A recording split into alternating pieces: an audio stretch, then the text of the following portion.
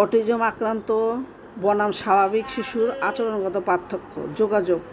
Autism আক্রান্ত শিশু অন্যের সাথে দৃষ্টি সংযোগ এড়িয়ে চলে। স্বাভাবিকভাবে বেড়ে ওঠা শিশু মায়ের মুখে দেখে মনের ভাব বুঝতে চেষ্টা করে। অটিজম আক্রান্ত শিশু অন্যের প্রশ্ন বা ডাকে সাড়া দেয় না, নাম ধরে ডাকলেও সাড়া দেয় না, আচরণে মনে হয় যেন কানে শুনতে পায় না। স্বাভাবিক বাচ্চা শব্দের প্রতি সহজেই সংবেদনশীল হয়। প্রথমে ভাষার বিকাশ স্বাভাবিকভাবে হচ্ছে বলেই মনে হয়, তারপর হঠাৎ একদিন সম্পূর্ণভাবে কথা বলা বন্ধ করে দেয়। স্বাভাবিক বাচ্চা ক্রমাগত নতুন নতুন শব্দ শেখে এবং ভাষার অর্থপূর্ণ ব্যবহার করতে শেখে। সামাজিক সম্পর্ক।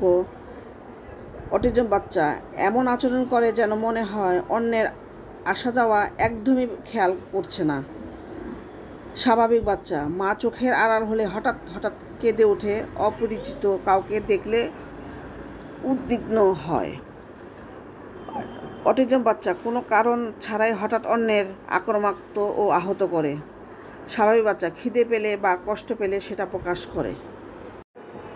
বিশেষ বাচ্চা খুব গুটিয়ে থাকে, কারোর সাথে মেশে না, পরিচিত মুখ দেখলেও হাসে না। স্বাভাবিক বাচ্চা পরিচিত মুখ দেখলে চিনতে পারে ও হাসে।